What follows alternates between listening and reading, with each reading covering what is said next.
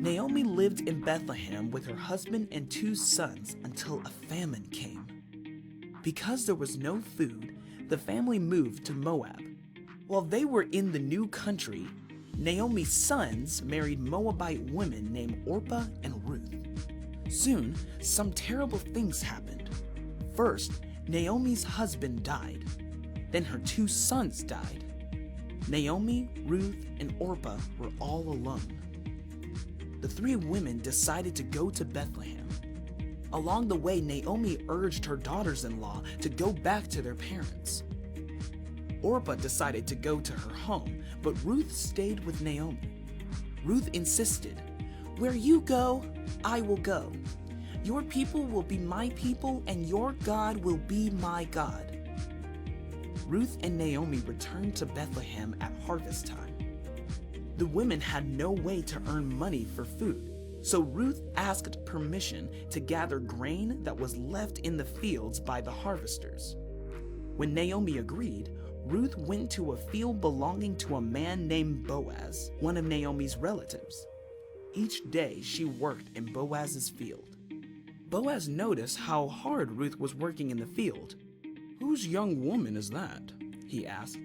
His helper told him how Ruth stayed with Naomi and took care of her by gathering grain in the field. Boaz was kind to Ruth. He told his workers to leave extra grain for her to gather. He urged her not to visit any other fields but his.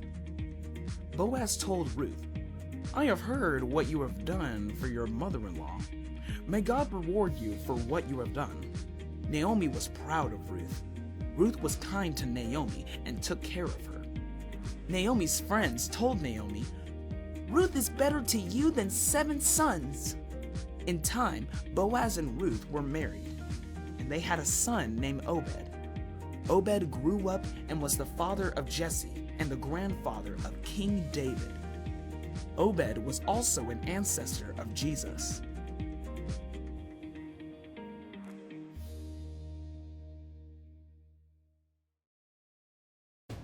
And now for a report from a very, very, very gifted student at Mooseberry Academy.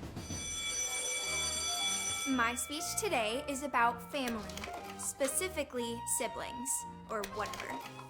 Having a brother or a sister can be very rewarding. It can be nice having someone that knows you better than anyone else. Unfortunately, that's not the case with me and my brother. He's a pain. Wait, are you talking about me? You're like my only brother, so yeah. Anyways, like I was saying, siblings should get along.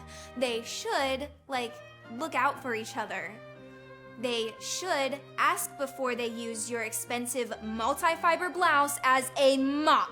I was mopping up your mess! Excuse me, I'm the one doing a speech, not you. It was his mess. I don't drink pickle juice with chocolate sauce mixed in. Gross!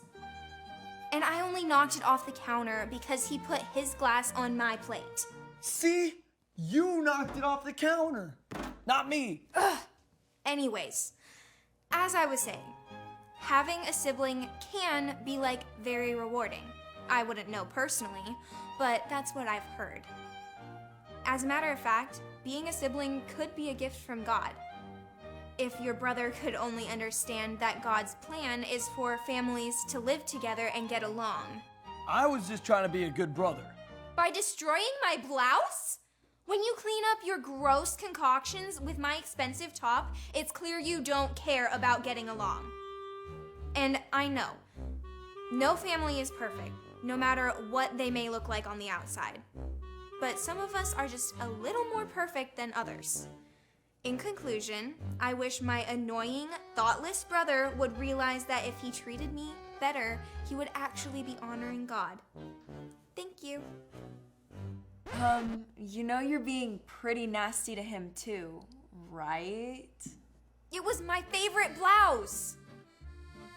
I know that living in families is part of God's plan, so I will try to get along with my brother. Ugh. The end.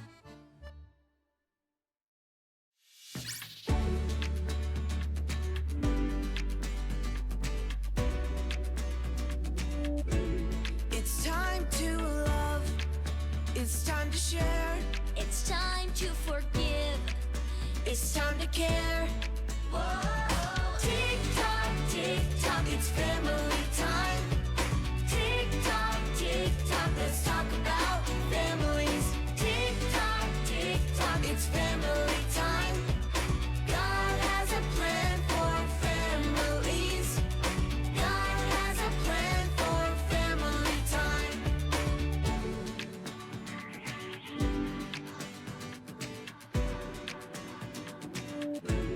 It's time to give a helping hand. It's time for respect. God has a plan. Tick tock, it's family time. Tick tock, let's talk about families. Tick tock, it's family time. God has a plan for families. God has a plan for family time. When families have their differences, they work it out. When families just don't get along, they work it out. When families don't see eye to eye, they work it out. When families get their feelings hurt, they work